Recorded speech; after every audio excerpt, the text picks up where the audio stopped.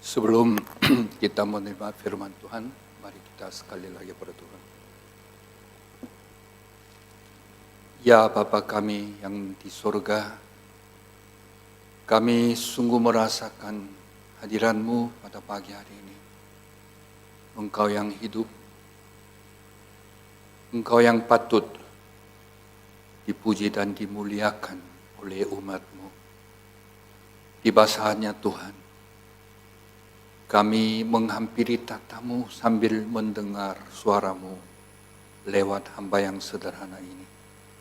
Urapi dengan kuasa Roh Kudus, supaya kami sungguh akan dijamah oleh firman-Mu yang hidup dan akan tertanam di dalam hati kami masing-masing. Lebih-lebih kami rindu memiliki hati-Mu, hati Tuhan Yesus yang rela berkorban untuk kami, supaya kami dapat dihidupkan, bahkan memperoleh hidup yang kekal selama-lamanya.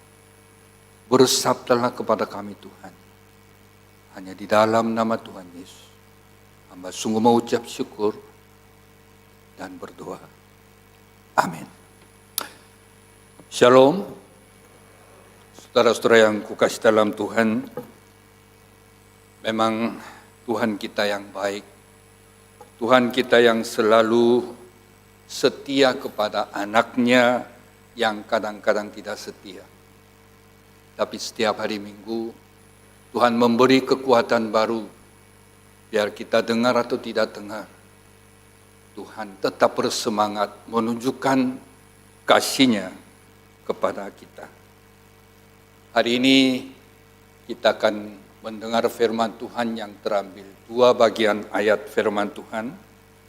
Yang pertama terambil dari kitab Amsal Sulaiman pasal 16 ayat yang ke-25. Amsal Sulaiman pasal 16 ayat 25 ada satu kalimat yang demikian bunyinya. Ada jalan yang disangka lurus, tetapi ujungnya menuju maut. Jadi kita merasa apa yang kita jalani itu jalan yang benar, ternyata sampai ke ujung, ke maut. Sangat kasihan dan sangat menyesal. Jadi judul khotbah hari ini adalah hati-hati dengan jalan yang tampaknya lurus, tapi ujung-ujungnya bukan keselamatan, tetapi maut. Memang ayat 25 ini didukung dengan satu ayat, yaitu pasal 16 ayat yang kedua. Atau 1 dan 2, saya baca lagi. Manusia dapat menimbang dalam hati, tetapi jawab lidah berasal daripada Tuhan. Ayat kedua, segala jalan orang adalah bersih menurut pandangannya sendiri, tetapi Tuhanlah yang menguji hati. Sebelum kita mendengar firman Tuhan, ada satu pujian yang temanya adalah mengenal hati Tuhan, memiliki hati Tuhan. Mengenal mata Tuhan, memiliki mata Tuhan, seperti Tuhan Yesus yang menunjukkan kasih-Nya kepada orang yang belum mengenalnya. Jadi banyak orang bisa berjalan hidup dengan penuh kegairaan. Sebelum kita memasuki masa-masa COVID, manusia begitu bersemangat dengan berbagai pegangan mereka. Mereka punya kekuasaan, jabatan, uang, punya segala keterampilan, begitu bangga seolah-olah tanpa Tuhan mereka bisa hidup sampai keberhasilannya. Tapi seketika kita menghadapi masa pandemik yang begitu panjang, manusia menyadari bahwa keterbatasan manusia dibandingkan kuasa tangan Tuhan gak ada artinya. Begitu orang yang hebat, begitu orang yang bangga dengan keberadaan dia pun akan dipanggil oleh Tuhan gara-gara diserang oleh virus corona. Jadi banyak manusia saat ini menyadari bahwa kemampuan manusia itu tidak akan mendatangkan satu keberhasilan. Semua tergantung dari kuasa tangan Allah. Beberapa hari yang lalu ada suatu Pew Research Center di Amerika, Dr. Brent Eagleman, beliau memberi satu pertanyaan kepada umatnya. Mengapa kalian mau ke gereja hari Minggu? Karena dibandingkan dengan 2 tahun yang lalu sebelum COVID dan setelah COVID ini, ternyata lebih banyak 20% mereka datang kepada gereja. Jadi, mengapa kalian mau ke gereja? Dulu tidak gereja, tapi setelah COVID malah kalian ke gereja. 81% jawaban daripada mereka berkata, saya mau lebih mendekatkan diri dengan Tuhan. Karena damai yang diberikan oleh dunia tidak menjamin kesukacitaan. Kami membutuhkan damai sejahtera Tuhan. Kami membutuhkan kepastian, kesukacitaan yang diberikan oleh Tuhan. Saya juga akhir-akhir ini dalam pelayanan, begitu banyak orang yang belum memiliki kepastian hidup. Karena berbagai gejolak-gejolak yang kita hadapi. Berbagai tantangan demi tantangan sebagai tanda akhir zaman. Perang demi perang tidak pernah berhenti. Berbagai musibah, longsor, kebanjiran, kemiskinan, kelaparan. Bahkan akhir-akhir ini kita menghadapi satu krisis ekonomi yang cukup berat. Itu membuat manusia makin kecewa dan makin gelisah, sehingga mencari sesuatu kepastian. Tadinya di dalam tangan mereka berbagai kekuatan-kekuatan mereka membanggakan, tapi mereka menyadari kekuatan-kekuatan mereka miliki dari dunia nggak ada artinya dibandingkan kuasa tangan Tuhan. Mereka sudah mulai lepas, bahkan mereka kembali bersandar kepada Allah yang Maha Kuasa, Allah yang El Shaddai, Allah yang sanggup melakukan segala-galanya. Jadi manusia di dalam ayat ini merasa hati-hati dengan jalan yang tampaknya lurus yang Anda rasakan, harus diselidiki dengan motivasinya dan menyelidiki hati kita. Kondisi hati kita akan menentukan segala tindakan hidup kita. Kalau hidup saudara penuh dengan hati yang damai, Anda akan melahirkan suatu keindahannya. Tapi kalau hati saudara penuh dengan kebencian dan kepahitan dan kemarahan, justru akan melahirkan sesuatu tindakan yang sangat mengecewakan banyak orang. Jadi di dalam satu kalimat yang saya ajak saudara baca di dalam Injil Matius pasal yang ke-8, ada Yesus yang melihat hati orang-orang yang datang kepadanya. Jadi mari kita juga membuka satu ayat terambil dari Injil Matius pasal yang ke-8 ayat yang ke-18. Saya akan baca. Ketika Yesus melihat orang banyak mengelilinginya, Yesus menyuruh bertolak ke seberang. Begitu banyak orang datang kepada Yesus dengan berbagai kerinduan untuk melihat Yesus, untuk menyaksikan Yesus. Yang sakit rindu disembuhkan oleh kuasa Allah. Yang lapar datang kepada Yesus supaya mereka mendapat sesuatu kebutuhan mereka. Mungkin mereka juga merasa kebutuhan damai, kebutuhan kepastian. Mereka datang. Tapi Yesus melihat mereka, bukan Yesus melihat mereka yang pakai pakaiannya apa, warna maskernya apa, tidak.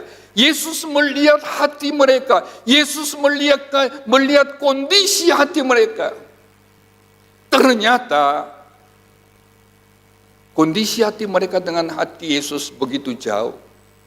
Yesus mengalami kesepian.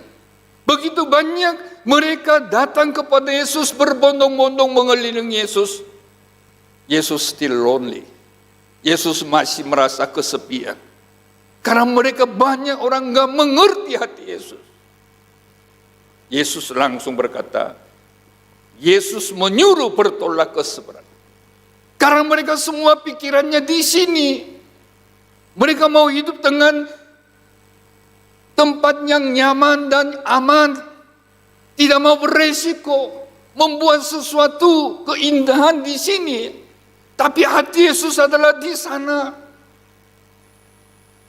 Bertolak ke seberang. Inilah yang satu perbedaan antara hati Yesus sama hati orang-orang datang kepada Yesus. Jadi saudara-saudara yang kukasih dalam Tuhan, memang di dunia ini, di mata Tuhan ada dua kelompok manusia. Godly people sama godless people.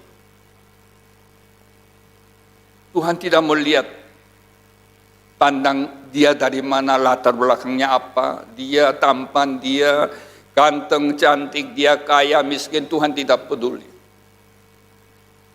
Cuma ada dua jenis. Orang yang sungguh-sungguh mengenal Tuhan, namanya godly people. Tapi orang yang tidak mengenal Tuhan dan hidup berdasarkan keinginan kedagingannya, ambisinya, itu godless people. Sangat tajam.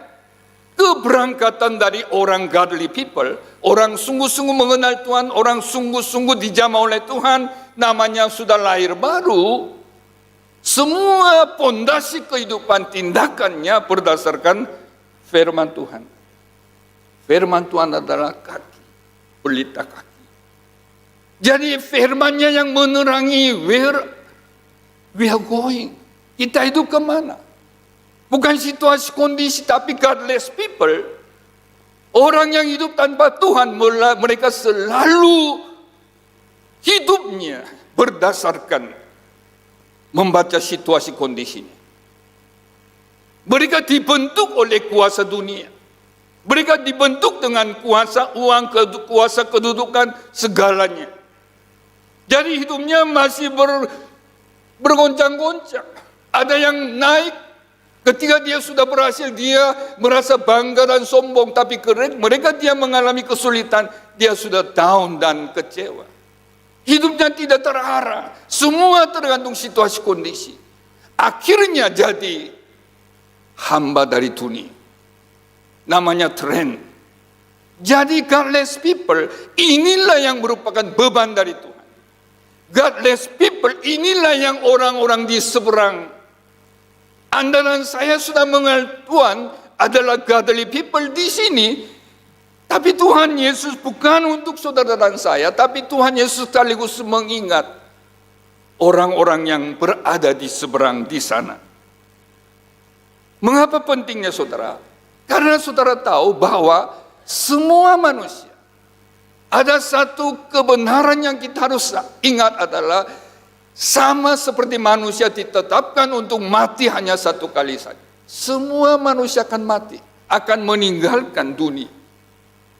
Bukan hanya sekedar meninggalkan dunia, tetapi sesudah itu apa? Dihakim. Jadi saudara, ada yang kematian, ada yang penghakiman.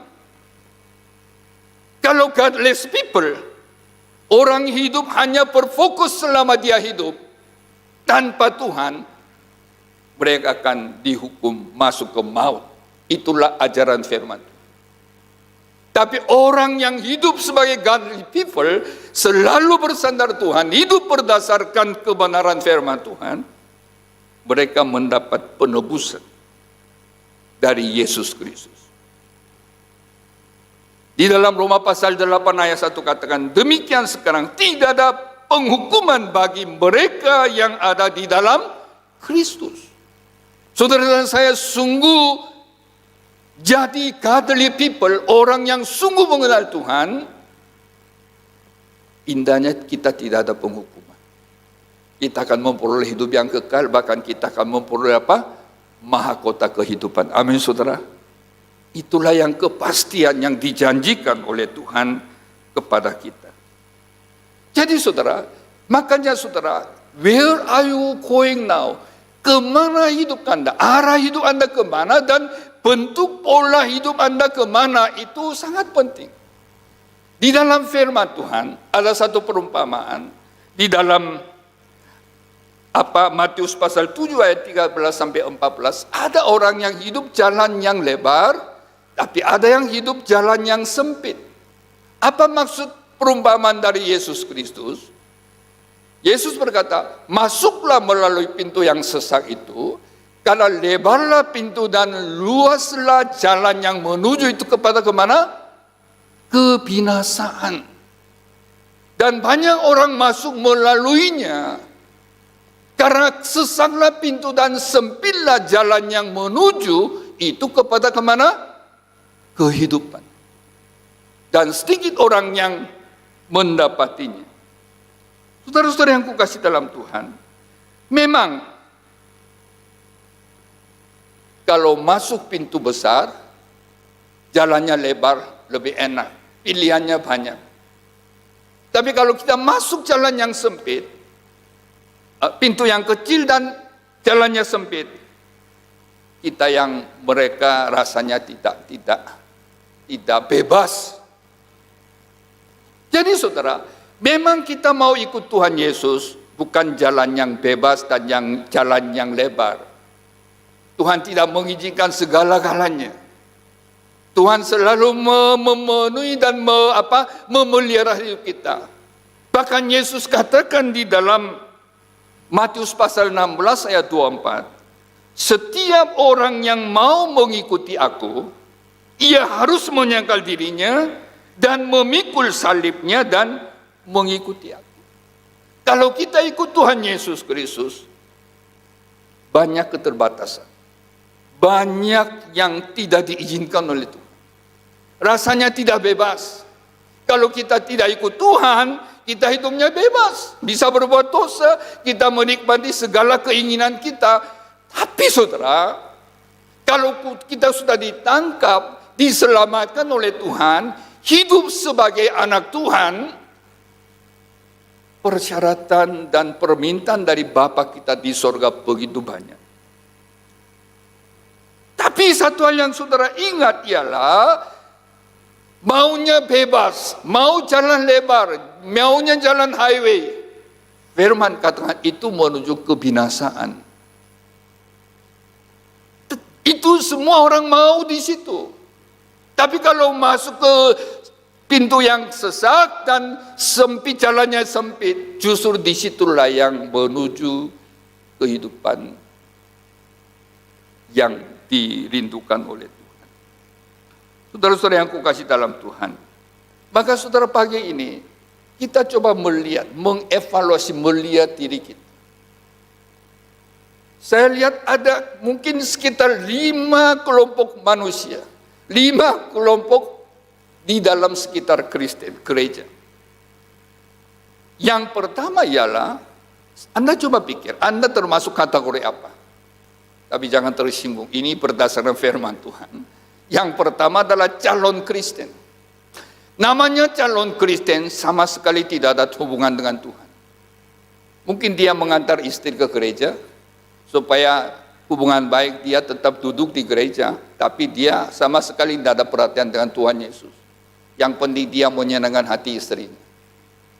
Atau anak-anak yang ada Natalan, ada yang Paskah, mau bagi hadiah besar-besaran, dia datang. Itu namanya calon Kristen, sama sekali tidak ada hubungan dengan Kristus. Yang kedua, mereka adalah Kristen KTP. Mereka merasa kekristenan itu adalah salah satu agama, seperti agama yang lain. You ada agama apa? Saya Konghucu. You ada agama apa? Saya orang Buddhis. You apa agama? Saya orang Kristen sih. Pakai baju Kristen. Tapi dia nggak punya iman. Karena orang tua saya Kristen, saya ikutin. Saya ke gereja ya enak, komunitasnya sehat, saya mau ikutin. Tapi sebenarnya dia nggak ada hubungan. Dia secara pribadi belum mengenal Tuhan. Belum menerima Tuhan. Dia nggak serius Saya ini orang berdosa yang perlu disucikan oleh darah Yesus Kristus. Saya perlu diselamatkan. Hal itu dia mau menghindari. Karena dia masih mau menikmati dua-duanya. Jalan ke dunia yang lebar maupun yang sempit, dua-duanya. Jadi dia hidup di sekitar lingkungan kekristenan, tapi namanya Kristen KTP, isinya belum Kristus yang hidup, tapi tetap gua yang hidup, aku yang hidup. Jadi sebenarnya kategori calon Kristen maupun Kristen KTP ini yang belum mengenal Kristus, ujung-ujungnya maut. Tuhan satu kali bilang, aku tidak kenal engkau. Aku kan pernah ikut gereja GKI Kebayoran Baru. Tuhan bilang, aku nggak kenal kamu. Saudara, jangan lupa, bukan sekali-sekali ikut ibadah otomatis dapat keselamatan, tidak. Tapi harus kita mengakui bahwa menerima Yesus sebagai juru selamat pribadi saudara. Jadi sebenarnya hari ini judul opanya hati-hati dengan jalan yang tampaknya lurus, itu ditujukan kepada kelompok satu dan kedua. Tapi kelompok ketiga adalah Kristen lahir baru, tapi tidak bertumbuh. Masih statusnya baby. Begini, ya mungkin dipaksa atau apa, ya saya pernah menyesali, saya mengakui dosanya, saya sudah menerima Yesus, sudah dibaptis, tapi tidak bertumbuh. Hari Minggu tetap dia gereja, tapi 6 harinya hidup biasa dengan orang. Jadi hidupnya secara rohani tetap baby, selalu minta-minta terus. Ciri dari anak kecil baby itu segalanya ditolong oleh orang. Tapi dia tidak bisa menolong orang karena dia masih baby. Yang keempat, kelompok adalah murid Yesus. Dia mengenal hati Tuhan, dia tahu segala kebenaran firman Tuhan, actionnya sangat minim.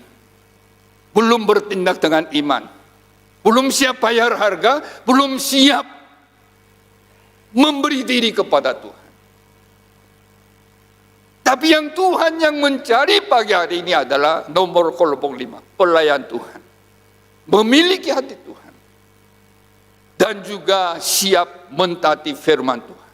Siap berangkat menuju ke seberang. Di sana, saudara-saudara yang kukasih dalam Tuhan, sebenarnya tempat bertolak ke seberang itu merupakan satu tantangan yang besar.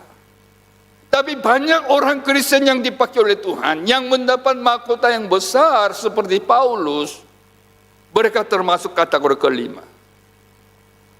Hidup adalah Kristus, mati pun adalah keuntungan. Menjelang kematian, Paulus mengakui, mengenai diriku, darahku sudah mulai dicurahkan sebagai persembahan dan saat kematianku sudah dekat.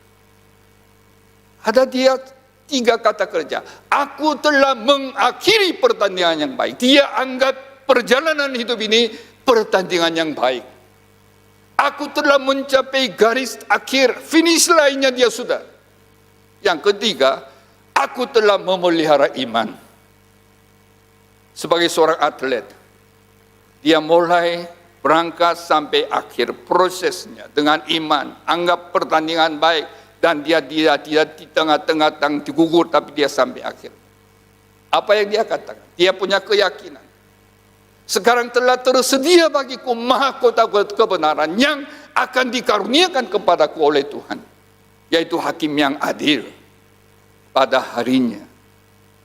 Tetapi bukan hanya kepadaku, melainkan kepada semua orang yang merindukan kedatangannya. Amin, saudara. Tuhan rindu supaya Anda dan saya pertandingan hidup seperti Paulus. Anggap pertandingan baik.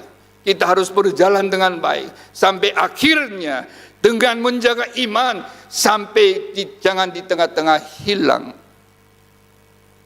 Saya masih ingat, mungkin 15 tahun yang lalu saya pernah besuk di Guangzhou. Ada seorang konglomerat yang dia berusianya 84 tahun. Dia kena kanker komplikasi. Dia menata matanya kepada saya, Pak Pendeta, dia sambil nangis.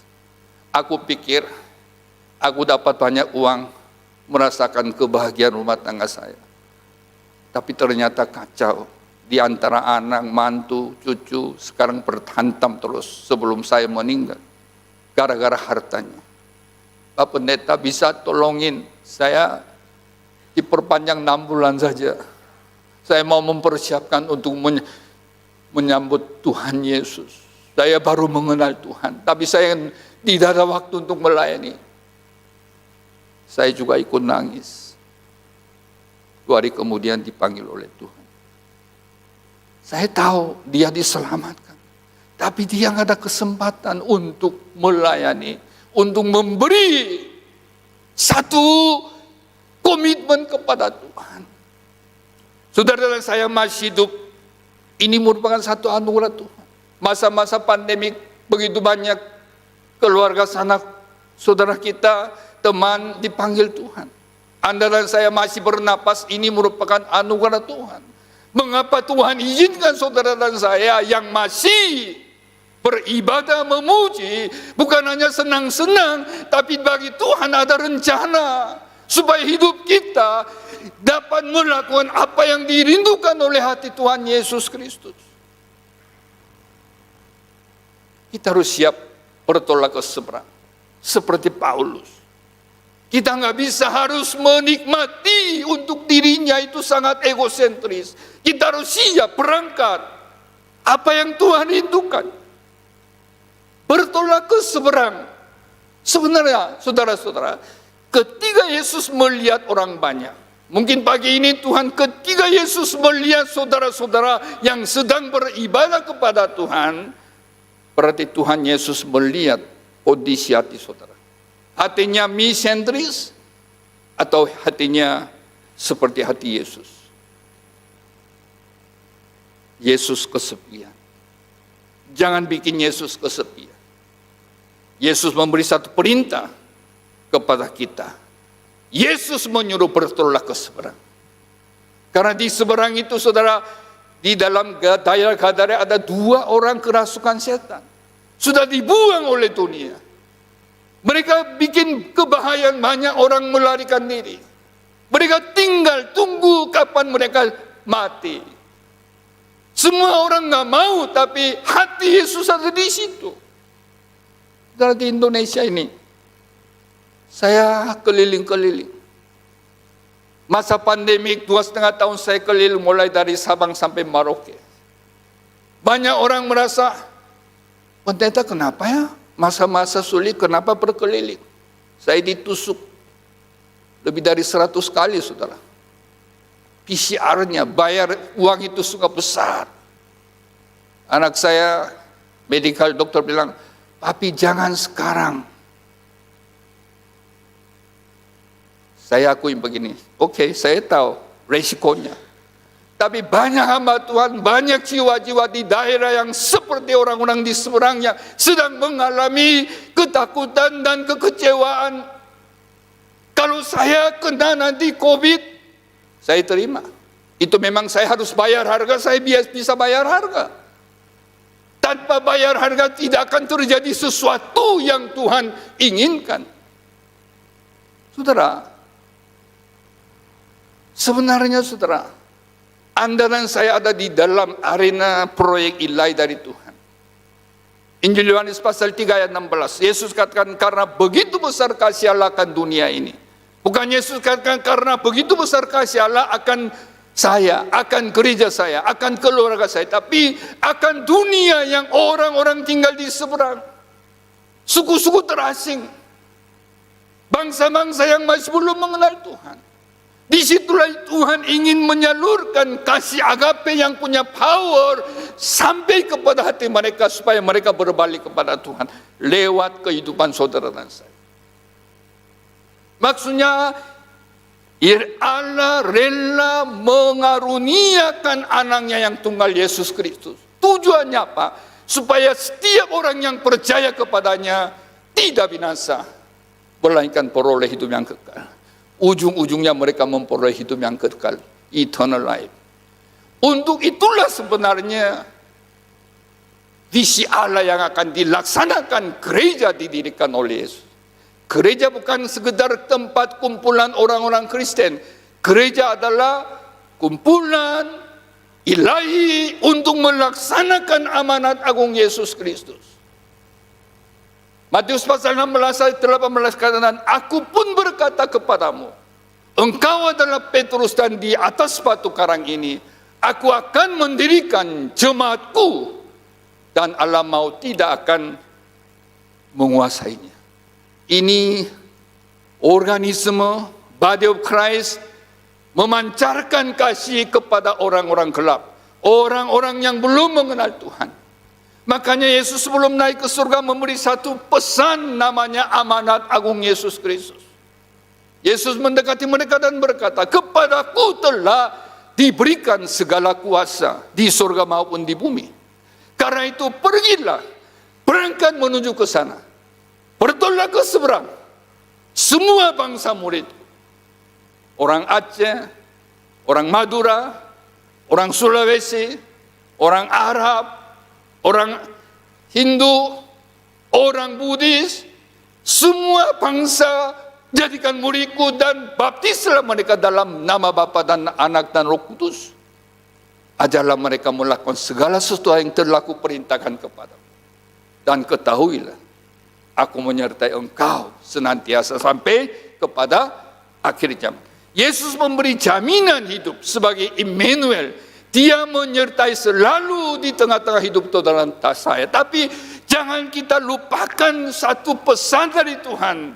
Pergi mencari jiwa. Apa yang harus kita persiapkan untuk mengikuti Yesus menuju ke seberang? Kalau lihat di dalam Matius pasal 8 ayat 18 seterusnya, ketika Yesus perintah, ada respon pertama yang datang dari ahli Taurat. Dia ingin ikut Tuhan dengan motivasi yang salah. Petrus, Yakobus, Matius, orang yang biasa dipuji bersama Yesus. Dia mau ikut, mencari keuntungan. Tapi Yesus katakan, kamu salah motivasi. Kalau kamu ikut aku, kamu siap bayar harga.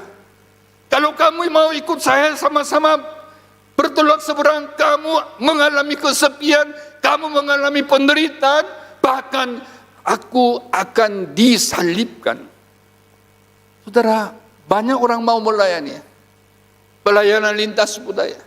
Saya tahu GKY, Sinod GKY maupun GKY, Kebayoran Baru punya satu beban pelayanan gereja misioner. Banyak idenya, banyak rapatnya. Tapi sejauh mana kita siap bayar harga, tenaga, daya, dana, dan doa. Kita menghadapi perang rohani, bukan sekedar main dengan manajemen dunia. Tapi ini hidup mati merupakan satu perang yang sangat-sangat krusial. Saudara-saudara yang kukasih dalam Tuhan, orang yang tidak bayar harga demi Tuhan, berarti dia masih belum dewasa. Apa yang saudara bayar harga? Apa yang saudara mengalami kesepian atau penderitaan demi Tuhan? Kedua, siap memiliki prioritas hidup yang jelas. Murid Yesus datang kepada Yesus, Tuhan, bapakku meninggal. Saya boleh urus bapakku? Yesus bilang, gak boleh.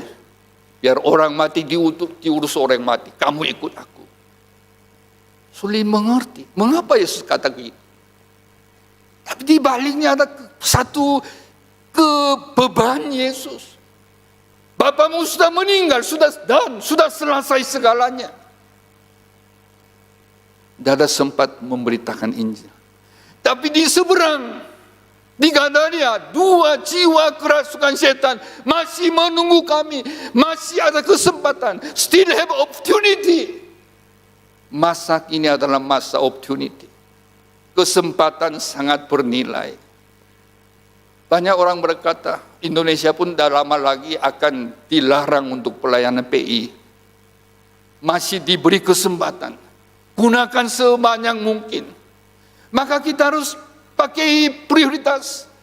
Injil Matius pasal 6 ayat 3 katakan, Carilah dahulu kerajaan dan kebenarannya, akan ditambahkan oleh Tuhan untuk kebutuhan kita.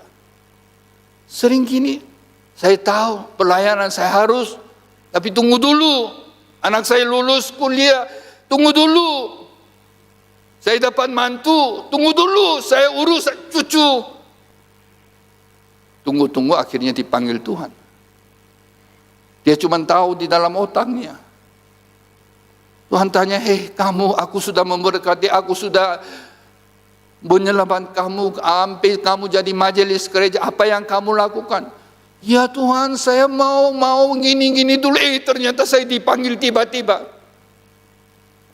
Saudara, kita perlu waktu untuk mengevaluasi prioritas kita. Mana yang lebih utama?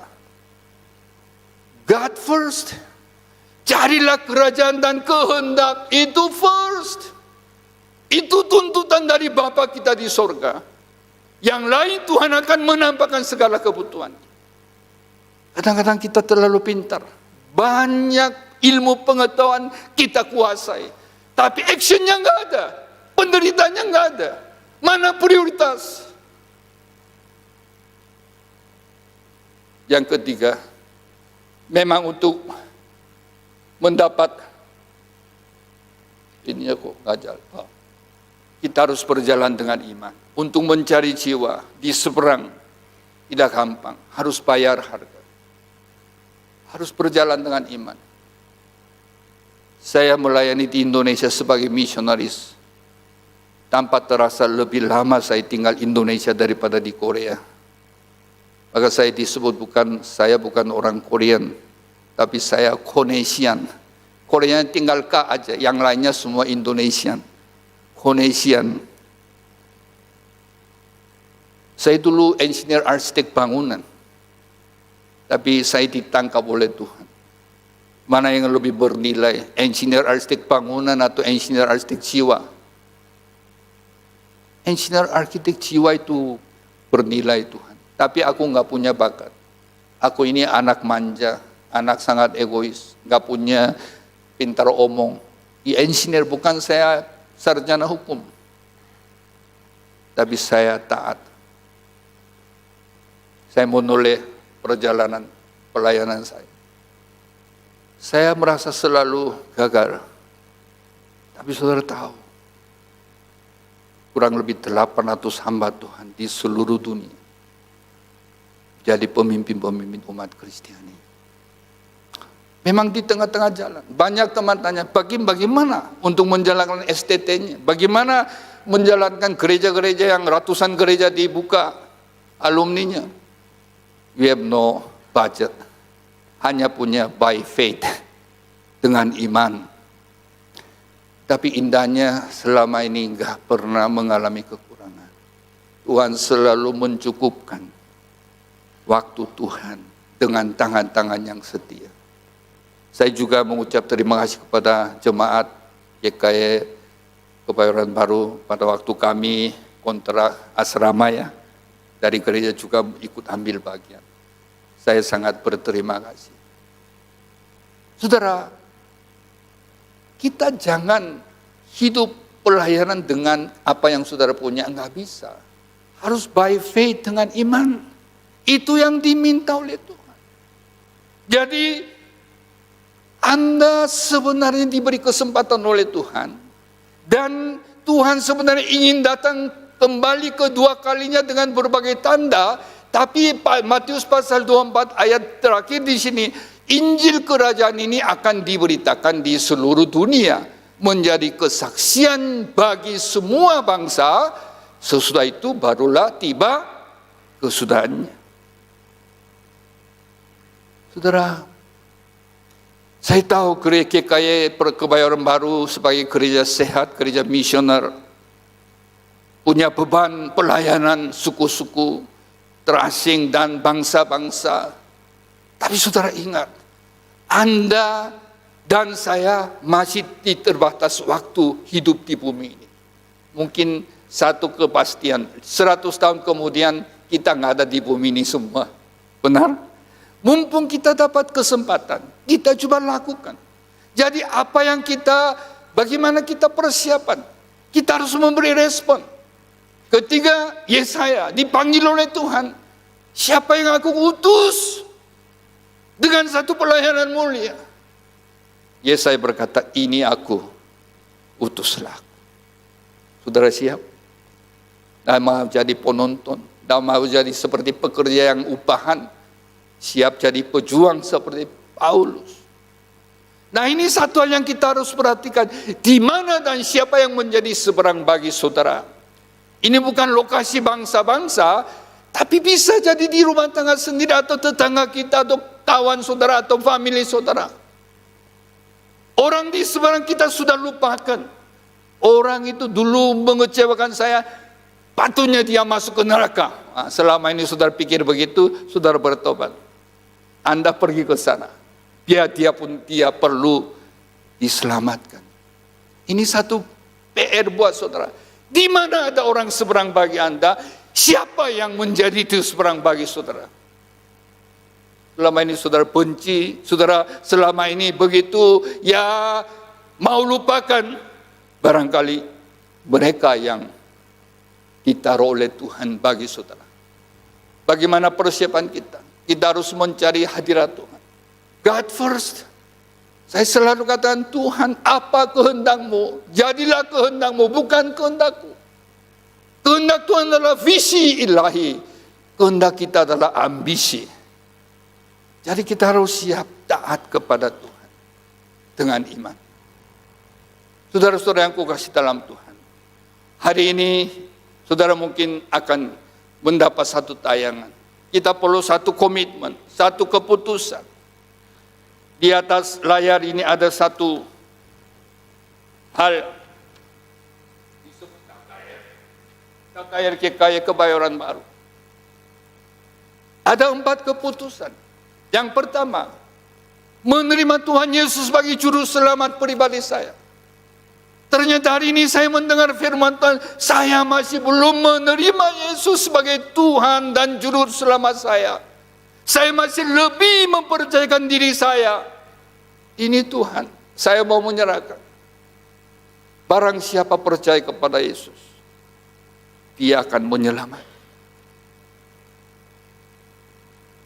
Mungkin selama ini saya ikut gereja tapi seperti KTP, Kristen KTP.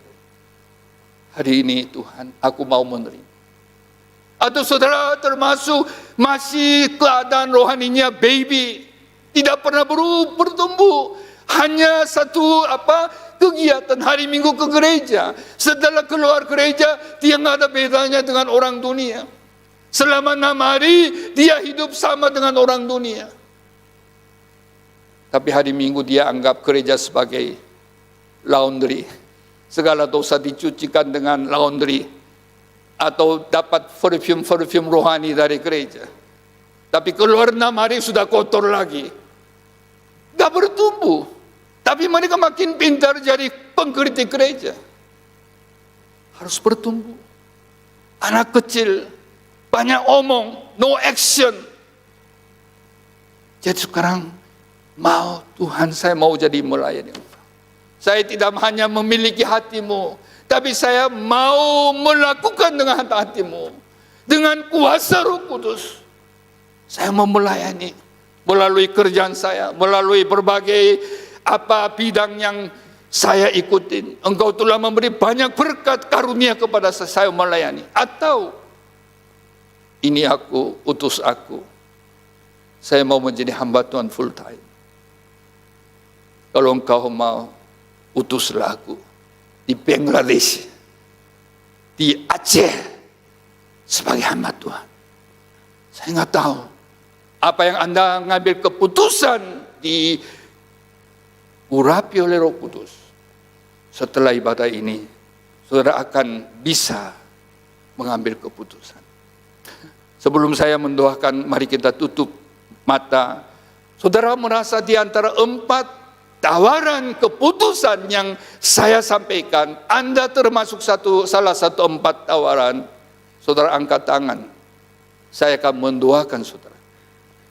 Mau sungguh-sungguh menerima Tuhan Yesus sebagai juru selamat, atau mau bertumbuh iman, atau mau lebih melayani atau menjadi hamba Tuhan, angkat tangan. Gak usah lihat kiri kanan.